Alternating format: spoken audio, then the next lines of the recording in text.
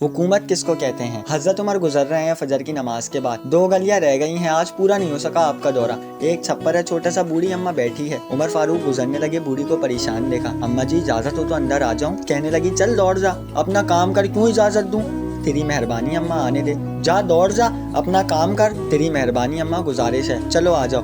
अंदर आ गए उमर फारूक। अम्मा क्या परेशानी है, क्या बात है। तो अम्मा कहने लगी खावन इंतकाल कर गया, औलाद अल्लाह ने दी कोई नहीं। मैं गरीब हूँ, 3 दिन से रोटी नहीं खाई, 25 दिनार का कर्जा चढ़ गया है मुझ पे। और उमर फारूक से बड़ी शिकायत है, उसने मेरा हाल ही नहीं पूछा। कहने लगी शिकवा है, उमर आया ही नहीं। तो हजरत उमर कहने लगे अम्मा उमर को क्या पता तू किस हाल में है। कहती है नहीं पता उमर को। तो उमर से कहो छोड़ दे हुकूमत, इसके हवाले करे जो खबर रख सकता है। हजरत सैयदना नाफे फरमाते हैं जिसके सामने किसरा और रोम के बादशाह कांपा करते थे, मैंने उस उमर को बूढ़ी माँ के सामने कांपते हुए देखा है। राशत आ रही है उमर फारूक पर। दौड़े गए, 25 दिनार लाए, राशन रख कर लाए, रोटियां पकाई, बूढ़ी अम्मा को खिलाई। कहने लगे अम्मा 25 दिनार ले ले और चल गलती हो गई, उमर को माफ कर दे। तो अम्मा बोली एक दफा कब्र में जा लेने दे, मेरे रसूल आएंगे तो उमर की शिकायत करूंगी। अमीरुल मोमिनीन होकर हजरत उमर अम्मा के कदमों में बैठ गए और कहने लगे अम्मा उमर कमजोर है, हुजूर का सामना नहीं कर सकता, तेरी मेहरबानी उमर को माफ करना। अम्मा कहने लगी चल मैंने तेरी खातिर माफ कर दिया उमर को। सुभान अल्लाह। दोस्तों हजरत उमर के लिए 1 लाइक तो बनता है।